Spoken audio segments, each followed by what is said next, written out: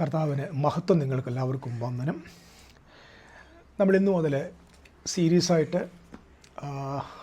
ഒരു പഠനം 1 കൊരിന്ത്യ ലേഖനം 15-ാം അധ്യായത്തിൽ നിന്ന് ആരംഭിക്കുവാൻ പോവുകയാണ്. ക്രൈസ്തവ സമൂഹത്തിൽ ഏറ്റവും കൂടുതൽ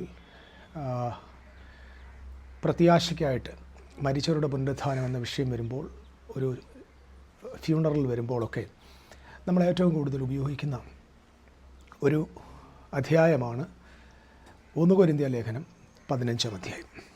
എന്നാൽ ഈ 1 കൊരിന്ത്യ ലേഖനം 15-ാം അധ്യായം നമ്മളതിൻ്റെ പശ്ചാത്തലം പഠിക്കുമ്പോൾ വളരെ വ്യത്യസ്തമായ ഒരാശയമാണ് അപ്പോസ്തലനായ പൗലോസ് അവിടെ പരാമർശിച്ചിരിക്കുന്നത് എന്ന് കാണാൻ പറ്റും. ഇത് കുറച്ച് നാളുകൾ നമ്മൾക്ക് സീരിയസായിട്ടാണ് പഠിക്കാൻ പോകുന്നത്. ഓരോ സബ്ജക്റ്റ് ബൈ നമ്മളത് പഠിക്കും. അതിൻ്റെ പൊതുവായിട്ടുള്ള ഒരു ഇൻട്രഡക്ഷൻ ഞാൻ ഇന്ന് തരാനാണ് കർത്താവിൽ ആഗ്രഹിക്കുന്നത്. ഈ കൊരിന്ത്യ ലേഖനം 1 കൊരിന്ത്യർ 15 ആരംഭിക്കുമ്പോൾ അവിടെ ക്രിസ്തുവേശു മരിച്ചു, ഉയർത്തെഴുന്നേറ്റു, പാപങ്ങൾക്ക് വേണ്ടി തിരുവെഴുത്തിൻ പ്രകാരം മരിച്ചു, അടക്കപ്പെട്ടു, തിരുവെഴുത്തിൻ പ്രകാരം 3-ാം നാൾ ഉയർത്തെഴുന്നേറ്റു, കേഫാവിനും മറ്റും പ്രത്യക്ഷമായി എന്ന് നമ്മൾ വായിക്കുന്നുണ്ട്.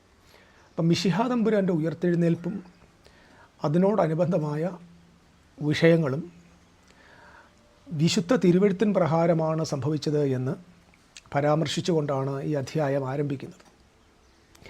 തുടർന്ന് ഇങ്ങോട്ട് വരുമ്പോൾ ക്രിസ്തു ഉയർത്തെഴുന്നേറ്റില്ലെങ്കിൽ നമ്മുടെ പ്രത്യാശ വ്യർത്ഥമാണ്, നമ്മുടെ പ്രസംഗം വ്യർത്ഥമാണ്, നമ്മുടെ വിശ്വാസം വ്യർത്ഥമാണ് എന്ന് വളരെ കൃത്യമായ നിലയിൽ ആ ജനതയെ ഓർമ്മിപ്പിക്കുന്നുണ്ട്. കാരണം ഇതിനകത്ത് പ്രധാനപ്പെട്ടൊരു കാര്യം, മരിച്ചവരുടെ പുനരുത്ഥാനം സംഭവിക്കുകയില്ല, അത് നടക്കൂ, ഇങ്ങനൊരു സംശയം കൊരിന്ത്യ സഭക്കാരുടെ ഇടയിൽ കൃത്യമായിട്ടുണ്ട്. അപ്പം നമ്മൾ ഈ ലേഖനത്തിനകത്ത് എന്താണ് ഉദ്ദേശിക്കുന്നതെന്ന് നമ്മൾ മനസ്സിലാക്കാനാണ് പോവുക.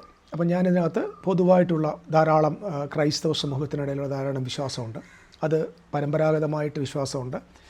നമ്മുടെ ഇടയിലുള്ള എല്ലാ സഭകൾക്കും പൊതുവായിട്ടുള്ളൊരു വിശ്വാസവും പ്രത്യാശയും ഈ അധ്യായത്തെ സംബന്ധിച്ചുണ്ട്. നമ്മളിന്ന് അവിടെ എങ്ങും പോകാതെ ഞാൻ ആ 1 കൊരിന്ത്യ ലേഖനം 15-ാം അധ്യായത്തിൻ്റെ 54, 55, 56 3 വാക്യങ്ങൾ വായിപ്പാൻ ആഗ്രഹിക്കുക. 54 ഇങ്ങനെയാണ്: ഈ ദ്രവത്വമുള്ളത് അദ്രവത്വത്തെയും ഈ മർത്യമായത് അമർത്യത്തെയും ധരിക്കുമ്പോൾ മരണം നീങ്ങി ജയം വന്നിരിക്കുന്നു എന്ന് എഴുതിയ വചനം നിവൃത്തിയാകും.